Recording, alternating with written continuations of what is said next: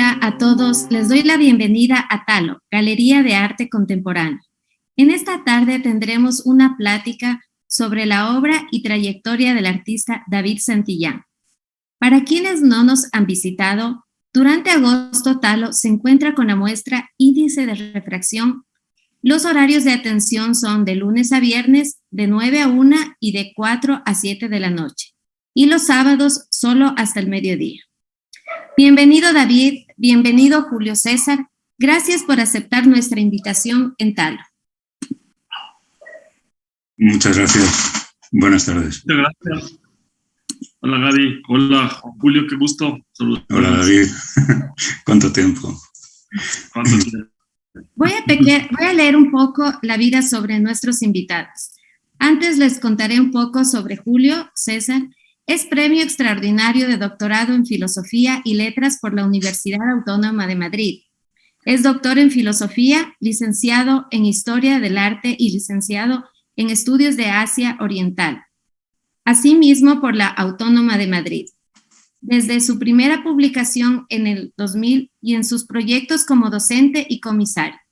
Se ha dedicado a la reflexión sobre la cultura contemporánea con mucha pasión y con espíritu crítico. David Santillán es artista visual, es especialista superior en museos y patrimonio por la Universidad Andina. Obtuvo una licenciatura en Restauración y Museología en la Facultad de Artes en la Universidad Tecnológica Equinoccial y varios estudios sobre arte, museos y patrimonio. Tiene varias exposiciones individuales y colectivas. Su obra ha tenido varios reconocimientos como mención de honor en el Salón Luis Martínez, primer premio en el Salón Leonardo Tejado, segundo premio en la categoría de pintura, Bienal Internacional de Arte Contemporáneo en México, entre otros. Su obra se encuentra en colecciones públicas y privadas en el país como en el extranjero. Actualmente reside en Quito, Ecuador. Gracias por aceptar nuestra invitación a Talo y los invitamos a todos a ver esta gran exposición que se encontrará hasta el 8 de este mes exponiéndose. Bueno, para empezar esta conversación, gracias Julio César, quisiéramos saber un poco sobre cómo empezaste en tu trayectoria artística, David. ¿Cómo fueron tus inicios para quienes nos están escuchando?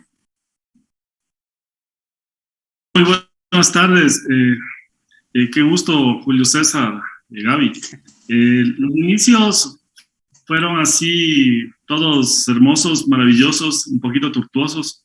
Desde muy joven la vinculación hacia el arte era algo que de pronto venía como una cuestión así bastante natural, por un tema de sensibilidad y percepción hacia las cosas y un acercamiento a través del arte y de la forma de ver y la forma de aprender a ver y de sensibilizarse hacia las cosas cotidianas, a las cosas que de pronto pueden estar ahí afectando nuestra vida. Entonces eso poco a poco fue al inicio como un desfogue así bastante fuerte, que no tenía casi muy visceral, así muy explosivo, que luego con el tiempo fue teniendo más o menos ya su encauzamiento y fue desarrollándose ya de una manera ya más profunda dentro de un lenguaje artístico que ya de pronto ahora ya es un poco más conocido y también que me siento más a gusto, pero eso. Lo que yo digo siempre es que esto de la vinculación al arte es un acto de amor, o sea, un acto de amor hacia cosas y elementos y sensaciones que de pronto te van a dirigir toda la vida.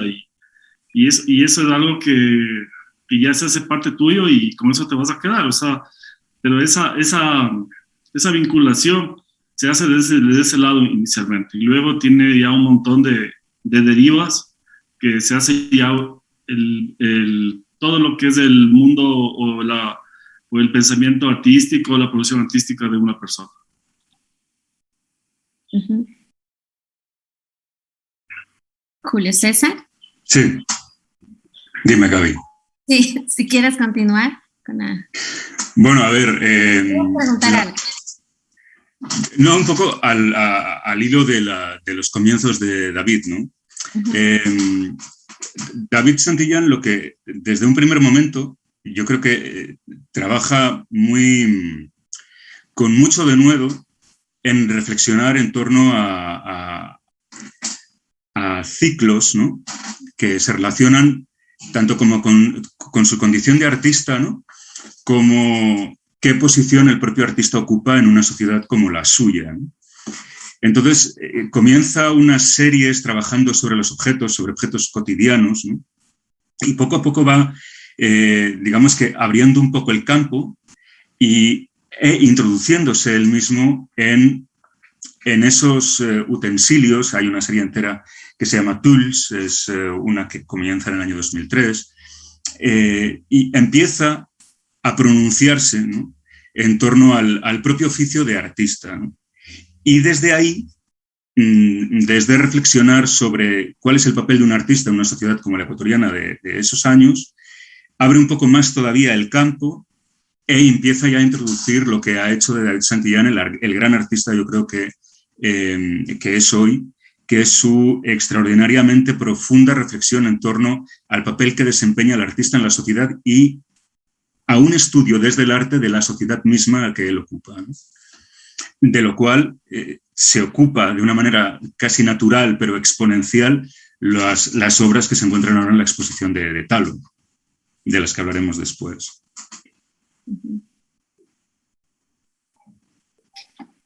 David. Sí, esa en una etapa del inicio es muy interesante.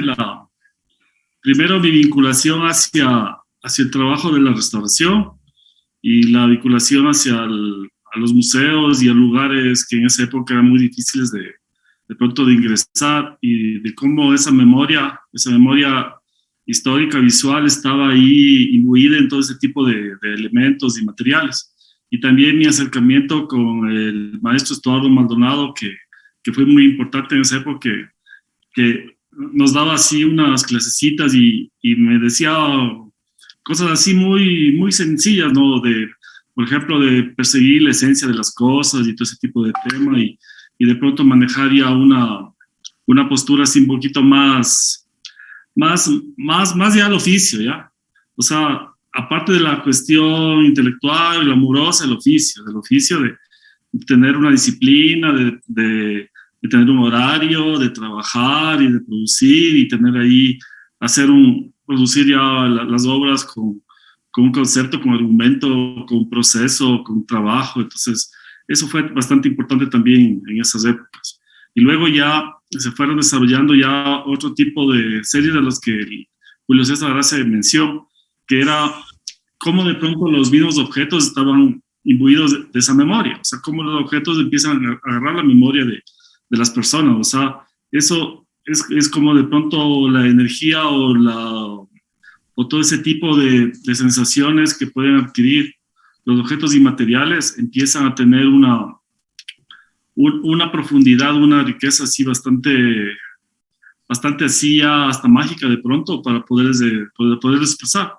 Y luego la única manera por ahí de poderse acercar, yo creo que fue acercarse también al tema del realismo, ¿no? Pero el realismo como una forma de decir las cosas y también, o sea, estar ahí muy, muy a gusto con todo lo que se trata de la cocina de la pintura. O sea, todos los secretos, todos los trucos, todo ese bagaje enorme que es sobre el proceso de la pintura, principalmente la pintura al óleo.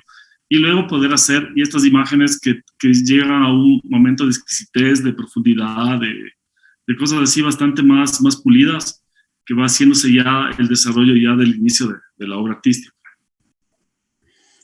A mí me gustaría abundar en el hecho de tu capacidad técnica como restaurador, ¿no? Y tu conocimiento profundo tanto de la escuela quiteña como de otras etapas más modernas de la historia del arte ecuatoriano. Yo recuerdo la primera vez que asistí a tu estudio, hace ya 7 años, fue la primera vez que yo vi un Luis A. Martínez frente a frente, y es porque tú lo estabas restaurando. No solamente eso me parece relevante, sino que eres probablemente me costaría mucho encontrar a alguien que pudiera arrebatarte esa posición. Creo que eres, en la actualidad, el artista contemporáneo de carácter apropiacionista o que trabaja con el apropiacionismo más excelso. Y eso no es baladí, no es baladí, porque tu conocimiento de la cocina también de la historia del arte ecuatoriano es fundamental. Y en esa reflexión, no únicamente como un restaurador, sino como alguien que profundiza en los contenidos de esas imágenes, tú te has servido de esas imágenes para hablar al Ecuador contemporáneo de todo un bagaje cultural, subvertido o no, que subviertes o no, pero que sirve para detonar en el espectador como campos de reflexión. A mí me parece fascinante esa parte de tu trabajo, que no es exclusiva, es decir, tienes diversas líneas, pero sí es una, y probablemente a mí es la que me empezó a seducir de tu trabajo como apropiacionista. Entiendo que los años, digamos, la edad de oro del apropiacionismo de David Santillán ha pasado por el momento, porque coincide con ese pronunciamiento en torno al correato, que fue tu gran caballo de batalla, y además tú fuiste un valiente, tú luchaste contra el correato durante el correato, no a toro pasado, como decimos por aquí, no cuando ha pasado y todo el mundo puede decir ya cualquier cosa. Tú lo decías, y lo decías, por ejemplo, en el centro metropolitano de Quito, al lado de Carondelet, con una pancarta enorme que se pronunciaba en contra del correato, al lado mismo de la sede del correato, ¿no? Entonces entiendo que ahora ese episodio de pronunciamiento político ha pasado, al menos temporalmente. Ahora te estás ocupando de un planteamiento, si quieres, más global, que es el que tiene que ver con la exposición que tienes ahora abierta en Talo y que es la que nos ocupa, ¿no? Yo creo que esas fronteras que tienes dos. Bueno, hablemos primero de las fronteras, si te parece, porque si no vamos a liar mucho, si me permites. Hablemos un poquito de las fronteras. Las fronteras tú las abres en el año 2008, trabajas con ellas con denuedo hasta el año 2013 y has mantenido abierta esa serie, pero más esporádicamente, ¿no? Y dos de estas fronteras están realizadas durante la pandemia y están expuestas en Talo. ¿Qué son esas fronteras? La mirada de David Santillán al paisaje no es una mirada al paisaje de un corte, digamos que melancólico, que despierte sentimientos bucólicos, que comulgue con un humanismo espiritual.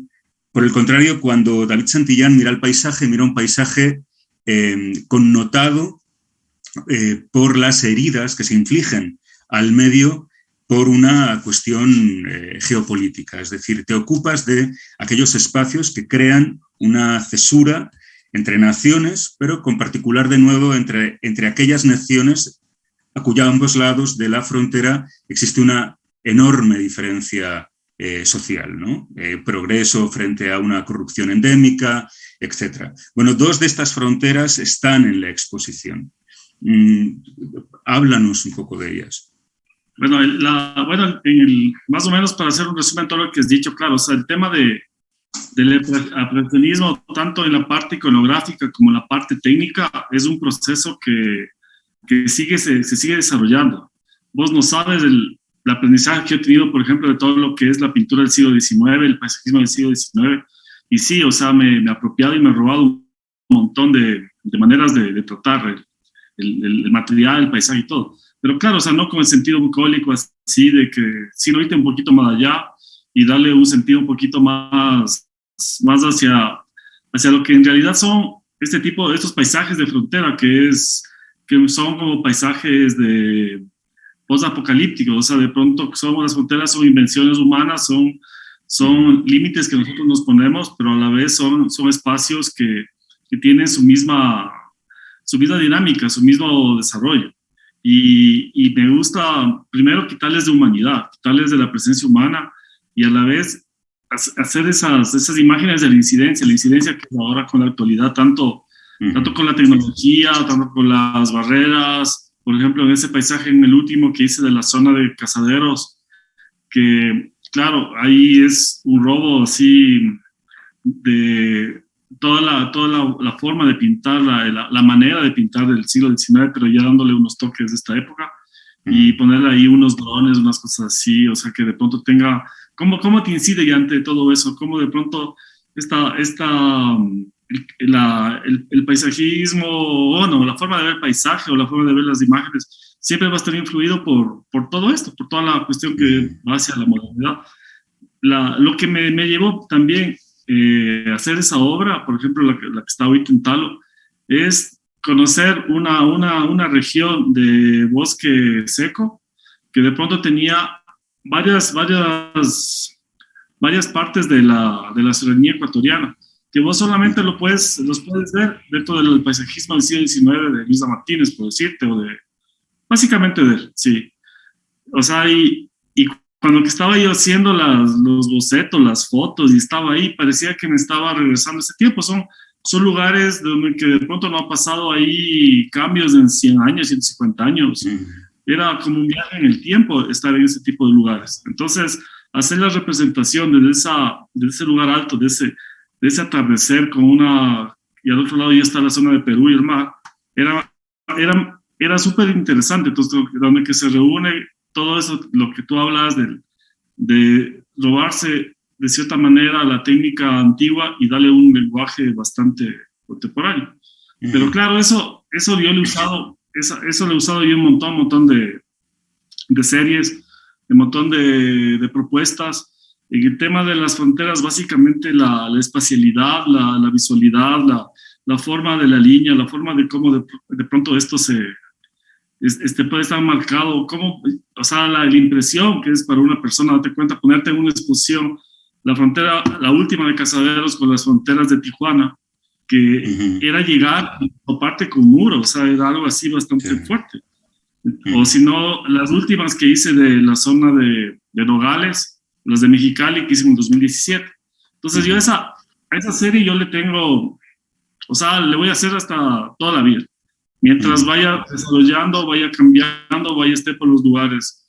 Inicialmente, esta serie yo le pensaba darle otro tipo de conceptualización, o sea, que esté más relacionada hacia imágenes que me lleguen de la zona esa. Pero sabes que no funcionaba. Son lugares que uno tiene que vivir, tiene que estar ahí. Por ejemplo, en las fronteras con Estados Unidos, vos te acercabas y un pie cerca a la frontera y el helicóptero y el policía. Son cosas así bien fuertes, o sea, dentro de cómo la gente se pone a vivir de esa manera. Entonces luego te pones en contraposición con las fronteras de la Patagonia, cuando estás ahí entre la Tierra del Fuego, entre Chile y Bolivia, donde que tienes así unas llanuras así enormes. Entonces esa profundidad también ahí te lleva, o si no, en la zona de Nogales, donde que me llevaron a un barrio que se llamaba Buenos Aires, que era así bastante peligroso, y luego ves los túneles donde se pasa la gente y todo.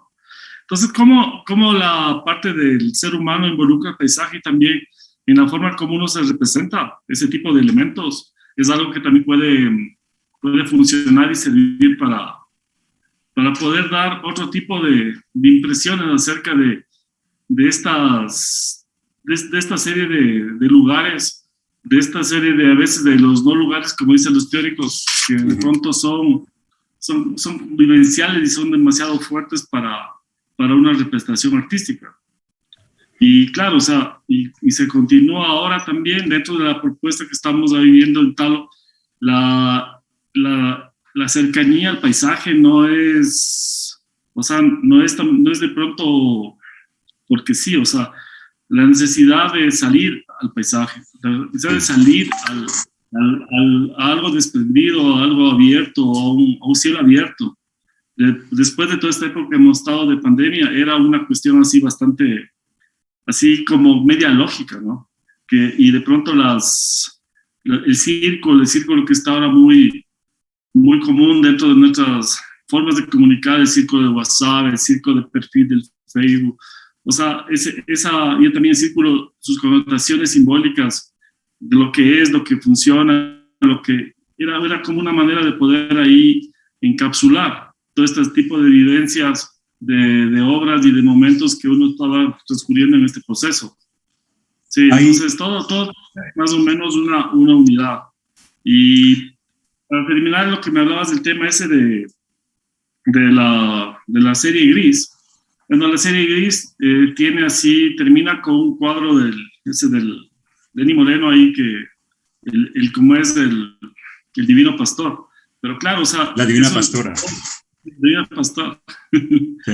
Eso empezó en 2012, 2013. La primera presentación fue en un hotel quemado en la Plaza Santo Domingo, que fue una exposición de horas, porque era muy, muy complicado poder hacer más tiempo ahí.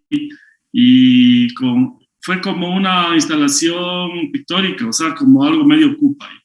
Y luego después tuve ya la muestra ahí en el Centro Cultural, claro, que también fue así muy, muy fuerte en esa época, porque iban a la gente ahí y me decían que era enemigo de los herederos de Alfaro y todo, o sea, y que las fotos del taller, cosas así, medias tenaz. Pero por suerte no llegó a mayores y de pronto el lenguaje del arte, como es una cuestión súper más amplia, es muy diferente que, por ejemplo, algún tipo de interpretación de caricatura y todo, que es periodismo gráfico, que hubiese podido tener un poco más de connotaciones. Pero sí, o sea, fue tenaz, pero fue interesante, o sea, para mí, hacer esa serie, porque, o sea, parecía que aquí, o sea, no pasaba nada, o sea, que los artistas no estaban diciendo nada, o sea, era una cuestión bastante bien tenaz, que sucedía en el tema así social y político, la división de las familias, la polarización de las clases sociales y todo. Entonces eso era algo bastante complicado y no había nadie que hable de ese tema, o sea, y eso me parecía por qué no sabía de ese tema. Entonces, y armamos aquí la exposición, así con unos textos maravillosos de Iván Carabajal y de mi otro querido amigo, que no me acuerdo el nombre ahorita. Entonces, que nos funcionó súper bien ahí para hacer la propuesta. Pero te digo, yo creo que esa es una función del arte, ¿no? De hacer ese tipo de producir la reflexión a través de las imágenes. Y el momento que desencadenó esa serie fue como es el supuesto magnicidio, ¿no? El magnicidio supuesto que sucedió acá, y luego yo me referí a los magnicidios que había aquí en la historia, y tenemos hermosamente documentado por este fotógrafo que hizo en el siglo XIX y que de manera accidental, estando ahí haciendo unas fotos ahí en una casa vecina, pudo hacer esas imágenes de las cuales yo tuve de referencia para poder desarrollar la serie. Pérez Vázquez, sí, que además recreaste cuando el propio Gabriel García Moreno, asesinado en 1875, asiste sentado a sus propias honras fúnebres en la catedral, ¿no? Y este es uno de los cuadros que recreaste. Este es el único libro que tengo con imágenes tuyas aquí, porque la llamada me ha pillado un poquito fuera de... No tengo los libros tuyos aquí cerca para ir mostrando. Vamos a volver, si quieres, vamos a regresar, si quieres, un poquito a Talo, a lo que está ocurriendo ahí, y si nos da tiempo, sí me gustaría que merece la pena que nos detengamos un poquito más en toda esta faceta hiperpolítica que llevaste, ¿no? En Talo, como decíamos, comparecen dos cuerpos de obra diferentes, ¿no? Por un lado están esas dos fronteras, que son esa coda, y que tienen además... mantienen el formato panorámico, aunque son de menores dimensiones que las primeras fronteras, ¿no? Una de las cosas importantísimas de esa serie, yo creo, es que con ella, y ocurre también con las burbujas que están ahora en Talo, es que se ha constituido una hermandad extraordinaria entre el significante y el significado, ¿no? El hecho de, por ejemplo, las primeras fronteras, la serie Fronteras, tal cual se conceptualiza en un primer momento, está constituida por pinturas de 2 metros de largo por solamente 40 centímetros de alto, ¿no? Lo cual, esa experiencia hiperpanorámica ya redundaba en esa inmensidad de la que tú hablabas, que es una inmensidad que es como de abismo, ¿no? O sea, no solamente que la apertura del campo sea así horizontal, es que es una apertura al abismo, ¿no? Y creo que funcionaba realmente bien. Y esto yo creo que has atinado ya a la perfección con estas burbujas, ¿no? Con estas pinturas en formato circular, es decir, el tondo, ¿no? Que tú recubres posteriormente de una semiesfera, de un soporte transparente, acrílico, ¿no? Y que constituyes en unas burbujas, ¿no? que salen de la pared, ¿no? Son medias esferas que salen de la pared y con ellas lo que creo que se encuentra un hermanamiento extraordinario entre el significante y el significado, entre el modo en que representas y lo que significa lo que representas, ¿no? Las burbujas tienen dos connotaciones fundamentales, creo, ¿no? La primera es que la burbuja es algo fútil, ¿no? La burbuja es algo que no es duradero por su propia esencia, es decir, está amenazada de ruina casi en el instante mismo en el que nace, ¿no? Y por otro lado, la burbuja remite a esos espacios en los que uno se siente seguro o existe la ilusión de sentirse seguro. Parece extraordinario que tú hayas querido hacer esta serie durante la pandemia. Creo que esta obra ejemplifica como pocas o atina como pocas en la demostración de que toda nuestra ilusión de bienestar, toda nuestra ilusión de seguridad, toda nuestra ilusión de prosperidad era meramente fútil, era meramente vana. En Ecuador yo, como sabes, pues mantengo contacto constante con los amigos, me llegaban imágenes verdaderamente dantescas de lo que ocurría, en particular en Guayaquil, con los cadáveres abandonados en la calle, ¿no? Pero aquí en España también la situación ha azotado durísimamente, no solo en términos sanitarios, que también en primer lugar, ¿no? La enorme cantidad de pérdidas humanas incuantificadas por el momento, y seguramente para siempre, no se practicarán autopsias, etcétera, etcétera, sino que los coletazos económicos y sociales que se derivan de esta crisis extraordinaria no podemos conocerlos todavía, pero son verdaderamente terroríficos, ¿no? Creo, volviendo entonces a esas burbujas tuyas en las que creas como una protección, pero una protección completamente artificiosa, ¿no? Con este plástico, ejemplifica muy bien eso que nos ha pasado a todos, y es que se ha derrumbado un mundo que creíamos que era medianamente seguro, ¿no? Yo tengo que felicitarte, a mí me parece que esta serie tuya da en el clavo, lo hace de una manera lírica, pero ya tendente a la elegía. Yo creo que son pinturas elegíacas, ¿no? Frente a ese humor vitriólico que a mí me encanta, tan esperpéntico, que caracterizaba tu apropiación crítica y ácida, ¿no? Ahora creo que estás en un lirismo elegíaco que creo que nos conmueve mucho, ¿no? Háblanos un poco de cómo nacen estos tondos, esta solución de cubrirlos con la burbuja, porque creo que... En el tema de las burbujas, primero fue la vinculación al tema, al redondo, al circular, al tondo. Y como les decía antes, el tondo y el elemento circular está muy vinculado ahora con nosotros dentro de lo que es la comunicación por las redes sociales y todo. A la vez de lo que es el simbolismo del círculo, el círculo como perfecto, como el centro, como la unidad, como una síntesis del universo, como el mundo y cosas así, ¿no? Luego era al acercarme, al hacer primero, decidir trabajar en formato redondo, fue más o menos en ese criterio.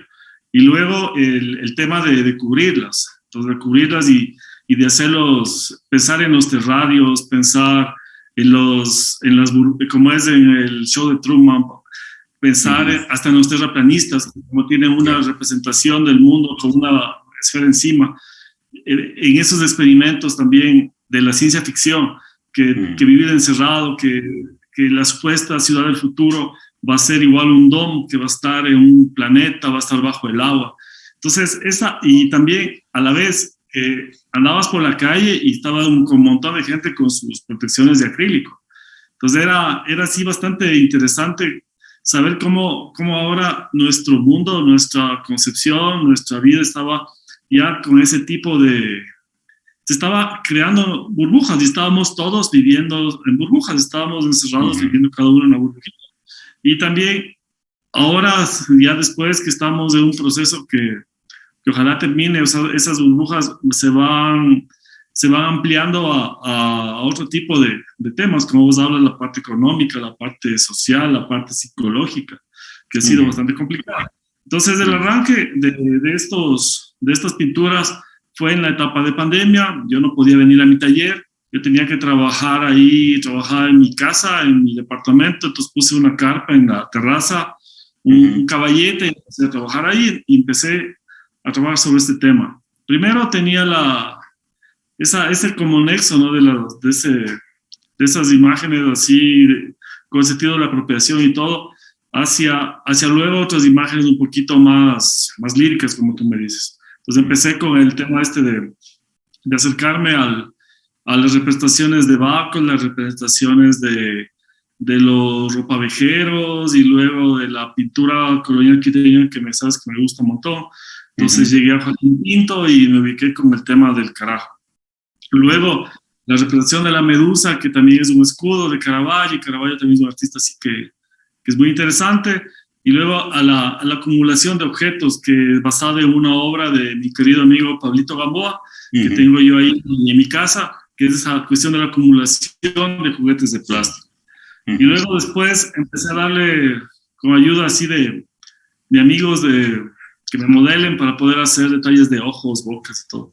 Entonces empecé a desarrollarse una imagen así súper interesante, donde que de pronto podría conjugarse todo ese tipo de elementos. O sea, la cuestión del tema de apropiarse iconográficamente es como un sentido de producir justamente ese tipo de emociones. O sea, y claro, o sea, dentro del panorama artístico local, la imagen esta de una imagen así, y como dicen los teóricos, súper potente, pero te digo, la onda es un poquito más. Descubrí que Joaquín Pinto, un artista del 19, que era muy cosmopolita, muy investigador, él estaba también en esa búsqueda de tratar de conocer más representaciones del Baco, y llega a esa imagen del cara de ajo, que no es el carajo como el carajo que es el palo más alto del Baco, ¿no? Entonces, desde ahí viene ya el tema de las burbujas, luego con este pequeño que es el virus, que llega ahí por una hermosa, bella esmeraldeña, con su virus ahí en la cabecita, ahí nadando un personaje de la iconografía de este artista chino de los chinitos sonrientes, Yumin Jun. Que me encanta también, que luego yo le he citado en otras obras. Por ejemplo, se llama El Cuento Chino 2, que es una escena de una autopsia de un personaje que representa la selva, y es cuando que era la supuesta segunda matriz productiva. Y la explotación de la selva y de los recursos nuestros por parte de los chinos y el gobierno y con el gas y todo ese drama. Claro. Entonces, son imágenes que de pronto están dentro de mi iconografía, que les uso, y luego ya va vinculándose un poco ya al tema de la búsqueda me refería a muchas imágenes del fin del mundo, entre comillas, que es la zona de la Patagonia, el fin del continente, de los amaneceres de esa tierra. Entonces hay uno que tiene ahí como unas imágenes distorsionadas, que es, o sea, lo hermoso, lo bello, entre comillas, pero como la migraña esa que te sale las lucecitas y los colores por ahí. Y luego ya, como te empieza a meterse ahí, como es, tuberías, o sea, líneas, o sea, a modo de virus, que te va deteriorando toda esa imagen hermosa que tienes de un paisaje, de un atardecer o un amanecer, como el arcoíris, todo. Y luego ya una búsqueda importantísima hacia la necesidad de ver cielo, de ver aire libre, o sea, de estar en el espacio. Entonces ahí los cielos fueron muy importantes, y de lo poco que se podía salir en esa época, entonces son cuadros hechos a la madrugada, al amanecer, son obras que de pronto están ahí, algunas propias mías, o si no, me pasaban unas imágenes de un amigo que vive en Alicante, de sus amaneceres, entonces yo les hacía una mezcla hacia el lado quiteño con el lado de la playa de Alicante. pero era más la representación Yeah. de ese espacio así que era ajeno en el tema de los cielitos, ¿no? Pues claro, esa serie, te digo, a lo que se fue desarrollando, las pinturas estaban ya pensadas para estar cubiertas con este acrílico que tengan ese efecto visual. Entonces, ese efecto visual, como dice el Carlito en su texto, en cambio, le daba una impresión de ojos, ¿no? De pupilas, de cristalinos. O sea, tenía otro tipo de significaciones, como las bolitas que decíamos nosotros, o las canicas, o sea, ya se hacían microcosmos, se concentraban ya de esa manera. Entonces, esa visualidad que iba variando de acuerdo a lo que uno se movía alrededor de la imagen, y también ya quitar lo plano y desde la bidimensión a una tridimensión, o a la vez que el aire mismo te dé esa tridimensión. Es también, o sea, una manera como se puede reflejar el momento este que hemos pasado, donde que nosotros creamos nuestros micromundos, nuestros microcosmos para poder vivir o sobrevivir, ¿no? Y con una esperanza de que esté mejor, que se mejore, que esté todo chévere.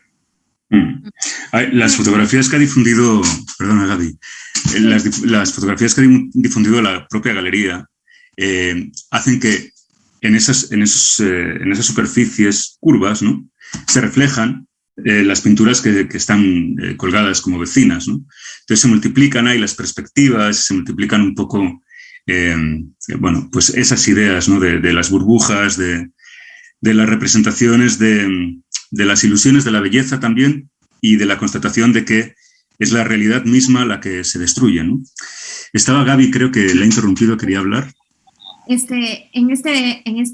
Tú comentaste que esta serie surgió en época de pandemia. ¿Cómo te inspiró?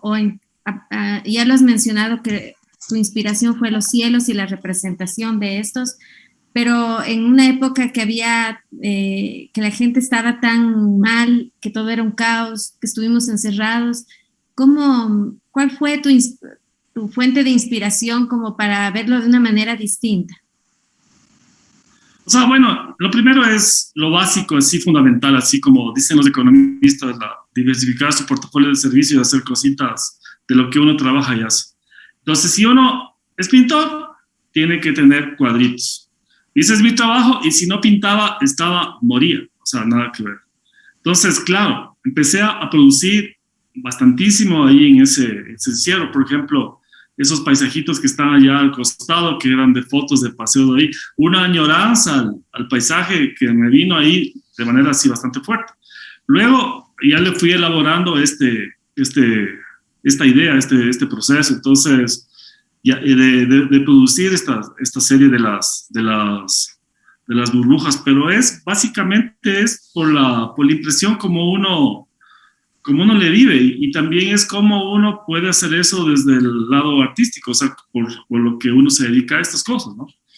Pero claro, o sea, tenía, o sea, otras maneras de formas de querer abordar, pero me parecía algo más fuerte, algo que estaba muy cerca de mi cotidianidad, cuando si salía a comprar tenía que irme súper protegido y toda la gente estaba con sus protectores de acrílico y todo, y yo me seguía imaginando ya que cada vez nos estamos haciendo cada vez más microcosmos, más micromundos. Entonces de ahí vino la idea del círculo y la protección, y también ver cómo reflejan, cómo es la síntesis del mundo. O sea, por ejemplo, tienes la misma representación que tenían los hindúes del mundo, que estaba sobre elefantes y estaba sobre una tortuga y estaba ahí con una bóveda encima.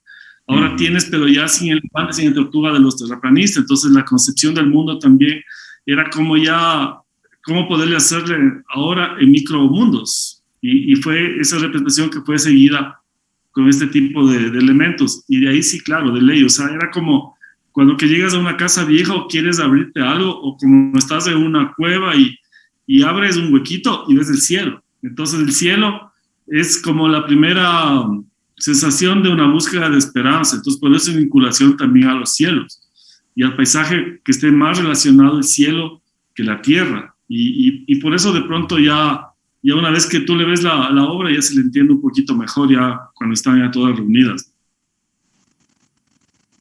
Eso, Miguel.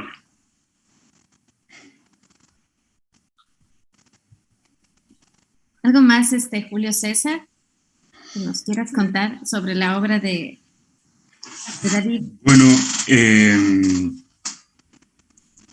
es que realmente, ¿cómo decir? Que hemos hecho una especie de panorámica de lo que es la trayectoria de David Santillán. Lo que ocurre es que no la hemos podido como ilustrar, ¿no? Pero no sé ahora mismo, David, qué está produciendo. Por ejemplo, eso le quiero preguntar. ¿Está haciendo más burbujas? ¿Está volviendo a temas del pasado, tal vez? ¿Está reconsiderando? Porque, como decía antes, o sea, el caballo de batalla de David durante un tiempo fue la reflexión política, que fue central en su trabajo. Con el Correato, con esa cosa extraña que fue la sucesión de Lenín Moreno, que había sido vicepresidente con Correa y después se tiraron los trastos a la cabeza.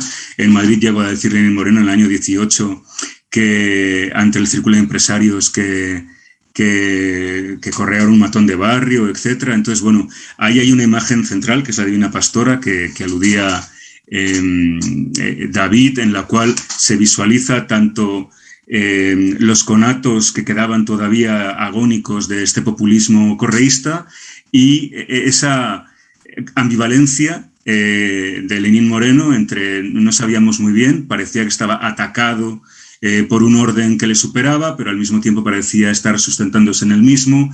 En fin, creo que esa deriva del país a una situación pues, que es la de todo el mundo, de incomprensión total, absoluta de lo que está pasando, que ya no es un problema puntual de X o Y gobierno, sino que es una situación sistémica, pues sí, de pronto pues sentirá en un futuro la necesidad de volver a reflexionar con nombres y apellidos sobre casos concretos, o si ahora de repente esa apertura a una reflexión que es más sistémica pues no le va a llevar a eso, sino a un planteamiento un poco más global, un poco más universal. No sé si se lo ha planteado ya o es una cuestión que todavía no ha reflexionado, no ha considerado. Pero ante eso yo creo que, o sea, yo creo que el arte yo estoy convencido de que el arte sirve para producir reflexión en las personas. O sea, eso es algo que yo le tengo como una máxima dentro de mi trabajo artístico. El tema de las burbujas es un tema que viene muy, o sea, es mucho de esta época, o sea, de la época que a todos nos ha pasado, cómo lo hemos vivido, cómo lo estamos viviendo, un montón de serie de problemas así que hemos tenido, familiares, amigos que han fallecido, o sea, hay un montón de cosas, ¿ya? Que de pronto ya, yo creo que nosotros, o sea, en el trabajo artístico es lo bastante bien raro, porque la forma de trabajar es un trabajo así que es como estuviésemos en pandemia continua.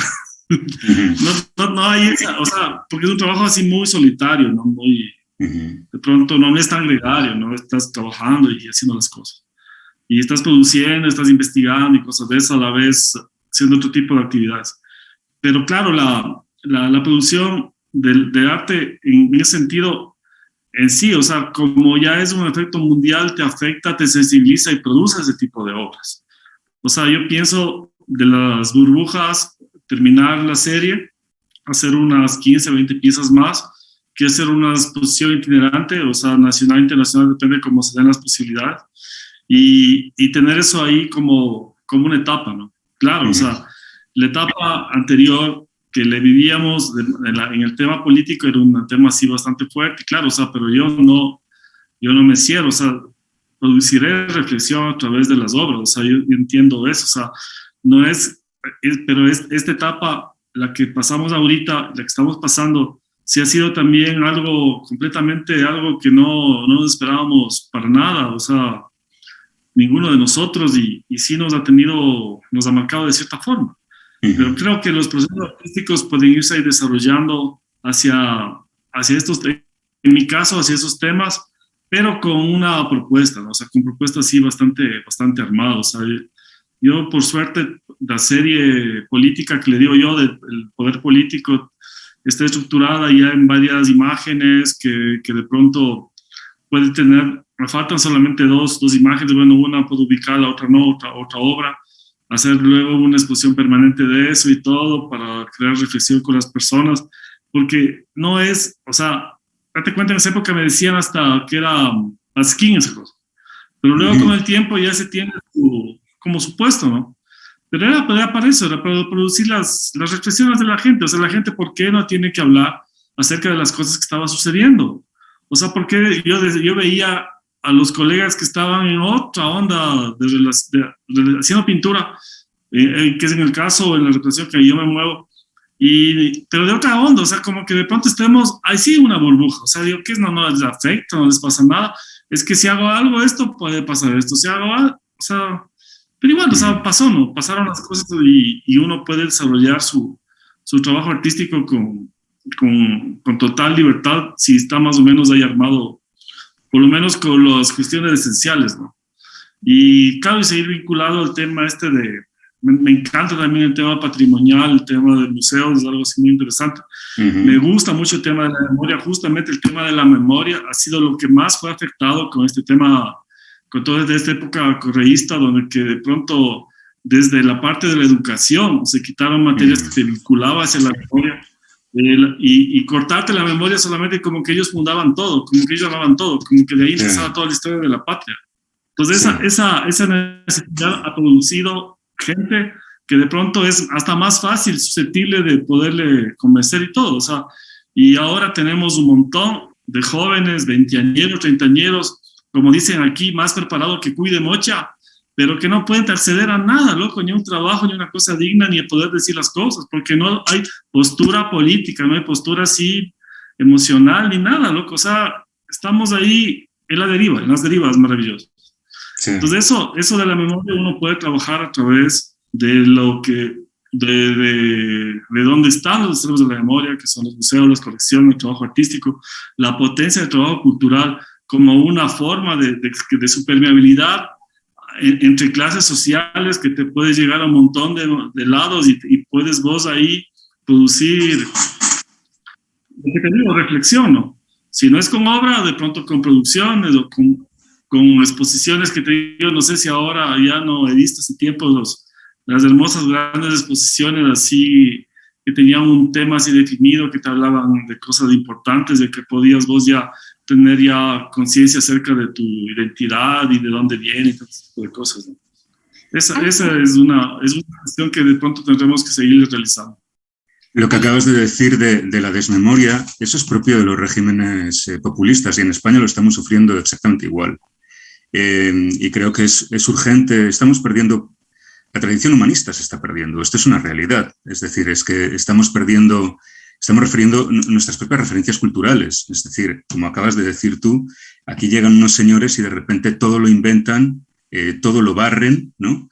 Y se desaparece todo lo que nos ha conducido hasta aquí, bien o mal, pero en primer lugar yo creo que esa desmemoria lo que conduce es a una ausencia de autocrítica, a una ausencia de capacidad crítica, lo que tú mismo acabas de decir, yo lo suscribo completamente, es decir, se está desmontando, se está desactivando una potencialidad crítica en un ciudadano cuando está aborregado. Me encantaba que tú mostraras de esta metáfora del borrego, porque popularmente allá en Ecuador se les llamaba así a los seguidores acérrimos del Correato, ¿no? Y esos borregos aparecían en tus pinturas, pero eran borregos, pues eso, o lobos vestidos de cordero y al revés, ¿no?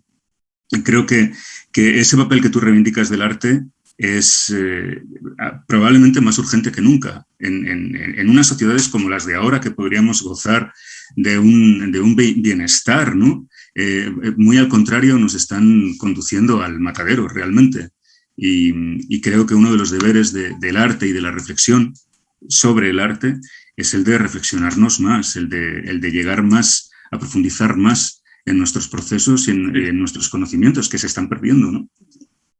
Claro, volver volver a ver la cuestión de la cotidianidad, la cultura popular, o sea, cómo esa riqueza que está ahí inmersa dentro de nuestros genes, a nuestro alrededor, puede ser potencial a través de las represiones artísticas. Entonces, eso imagínate, eso a la vez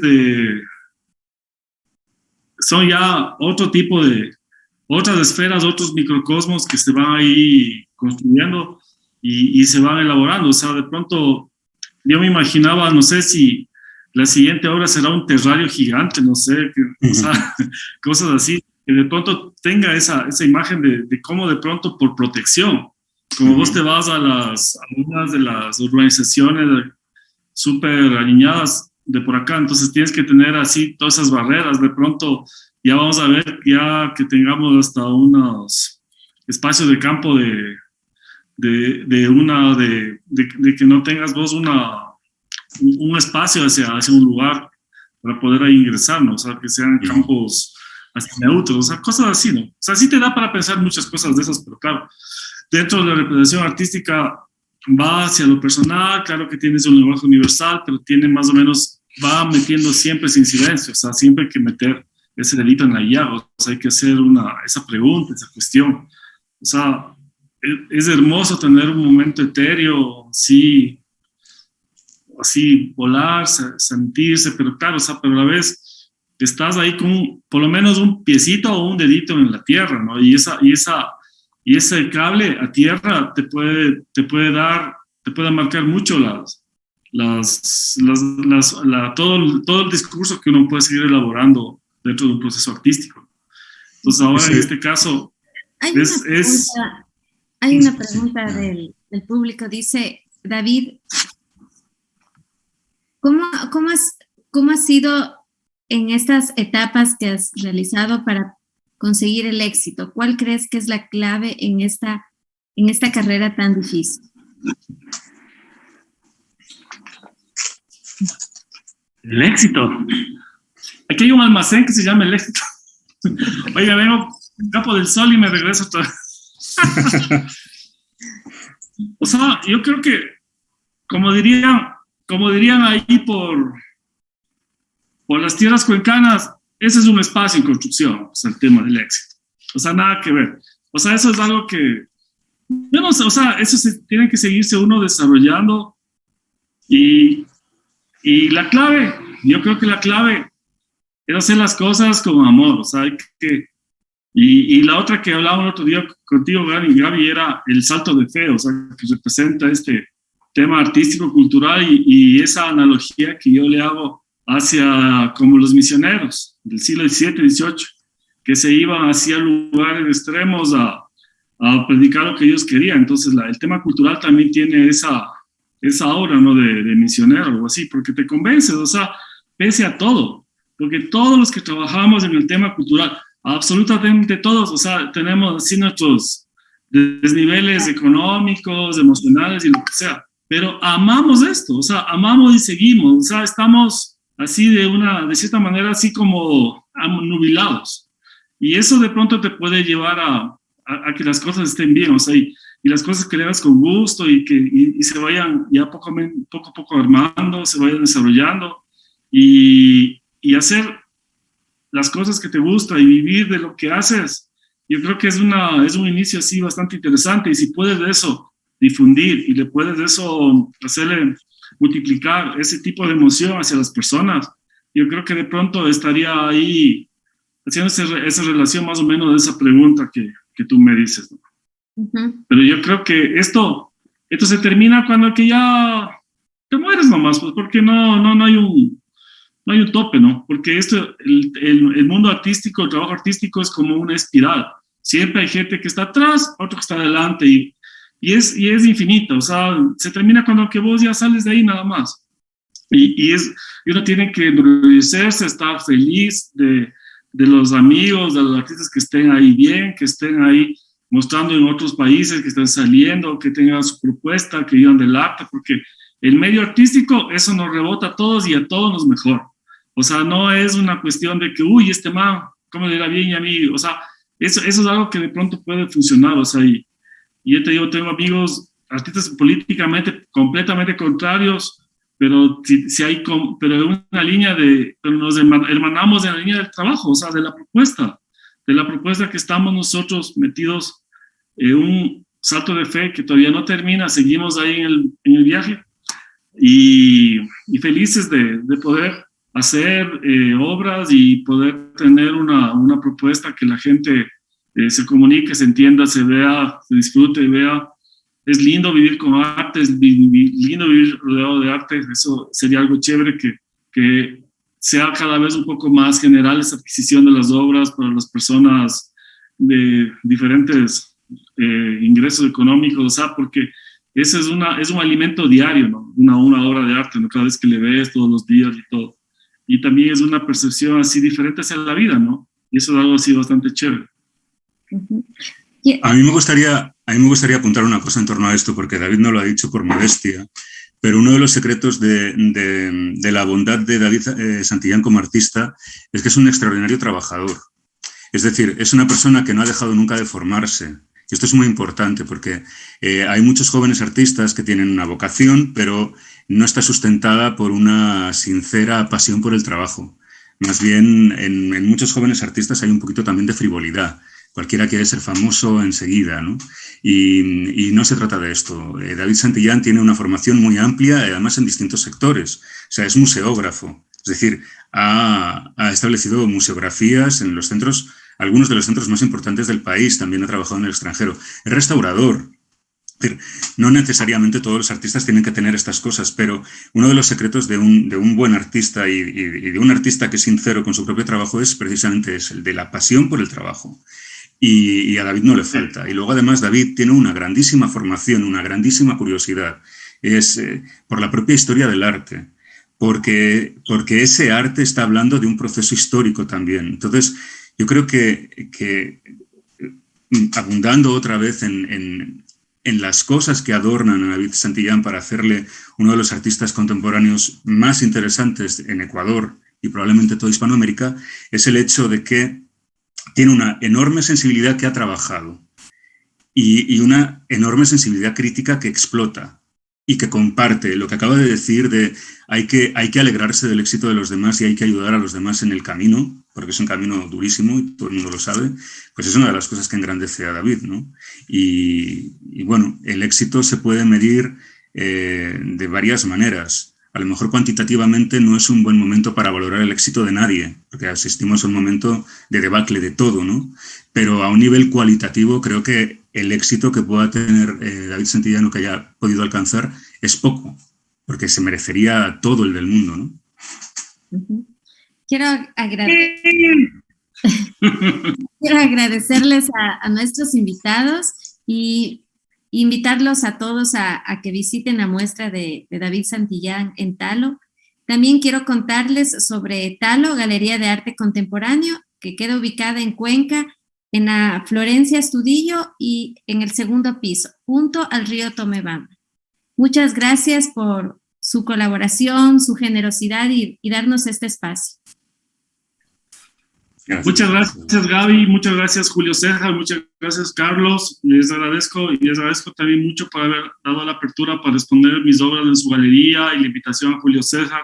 Nos conocemos hace 7 años cuando estaba haciendo justo ese libro que ahí mencionó y estamos ahí desarrollando un proyecto así monográfico interesante para una futura publicación de mi trabajo y le agradezco mucho porque ha sido paciencia. Vamos ya creo que desde 2018 en este tema. Pero es algo así bien interesante y todo el aporte artístico y tu trabajo, Gaby, con la de Carlos, me parece una maravilla y seguiremos en la lucha en este camino maravilloso que es del arte y contemporáneo de la patria. Gracias. Gracias, Julio César. Muchas gracias, Gaby. Muchas gracias, Carlos. Un abrazo, David. Chao.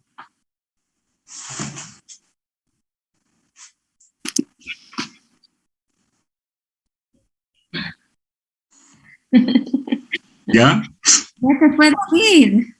Bueno, ¿salir?